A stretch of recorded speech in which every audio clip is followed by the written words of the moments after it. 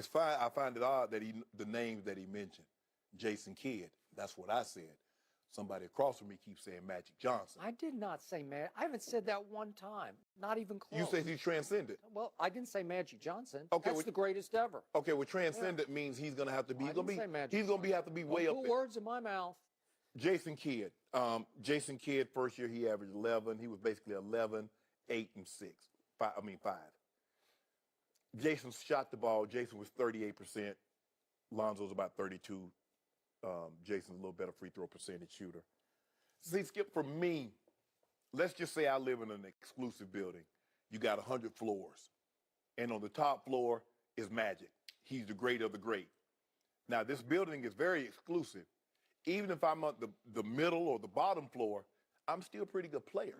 I think there's a lot of room in between there. You think he's going to be all-time great. I just don't see that. He's a once-a-generation passer. I don't see that. And he mentioned Steph Curry. I don't know if people knew this. Steph Curry averaged 17 points a game as a rookie.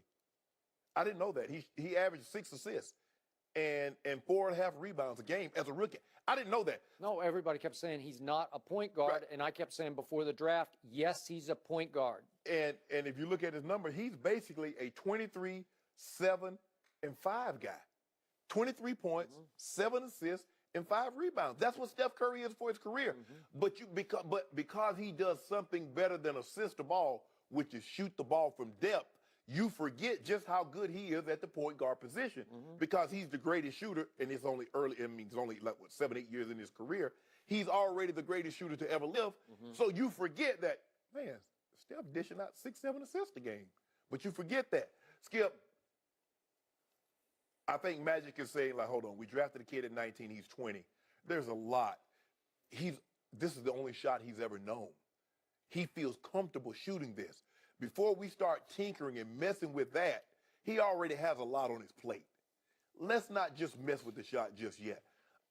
Maybe they give him a couple of years, Skip, and see where his field goal percentage, his three-point percentage go from there.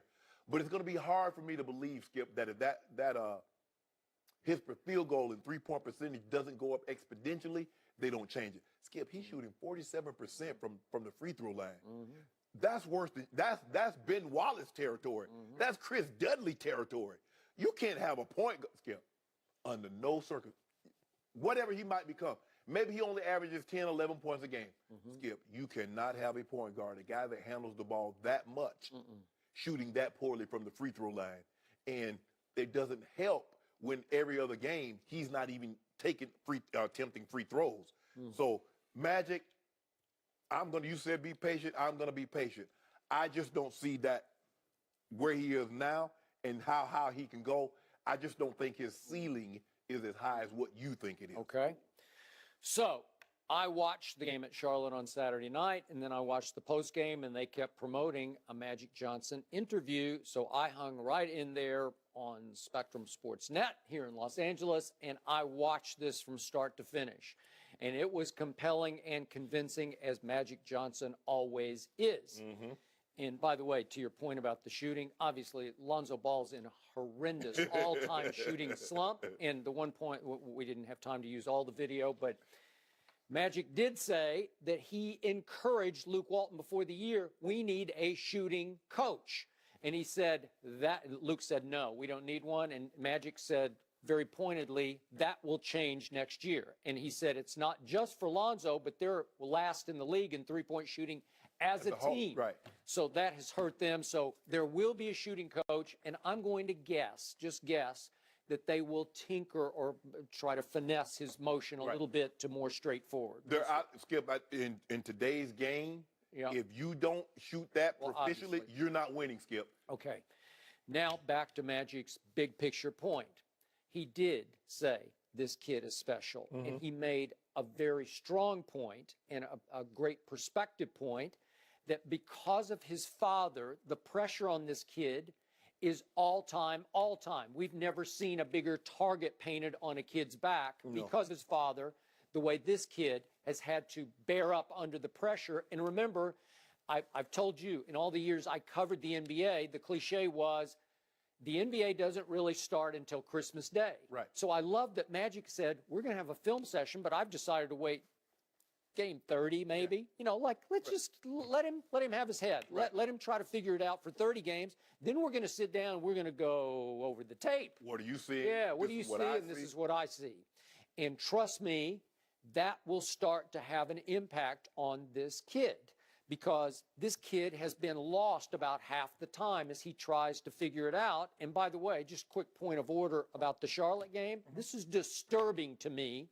Luke Walton versus Lonzo Ball. Disturbing, because trust me on this. Lonzo started out that game in an attack mode you have not seen all year. It was hell-bent to the rim.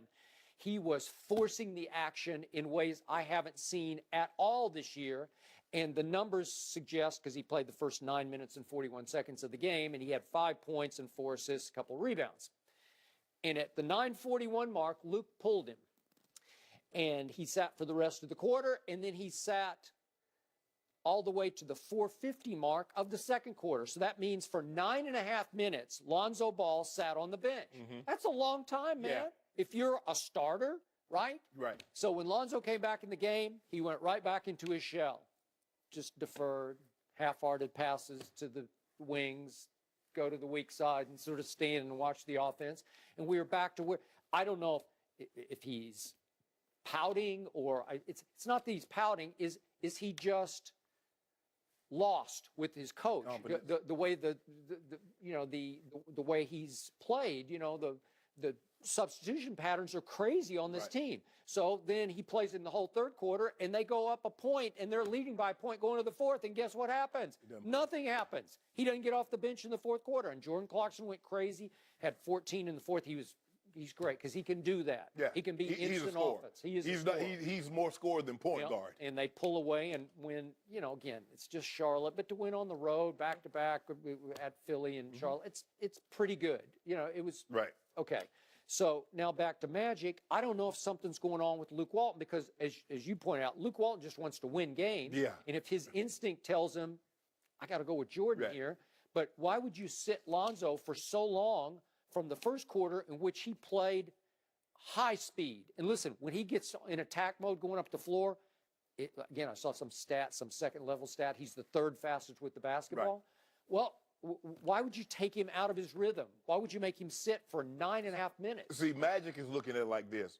Luke, I need you to develop him because we're going to build around him. He's going to be the guy. Yeah. Luke Walton said, I ain't got time to develop him. I'm trying to put guys in there that can win right now. I'm trying to win games because if I'm developing him and we're losing, I'm not going to be around here to reap the benefits of him being what you think he can be because someone else will be coaching him. Yeah. Luke, you got to realize, Skip, who Luke, most of his career, he played with who? One Kobe Bryant.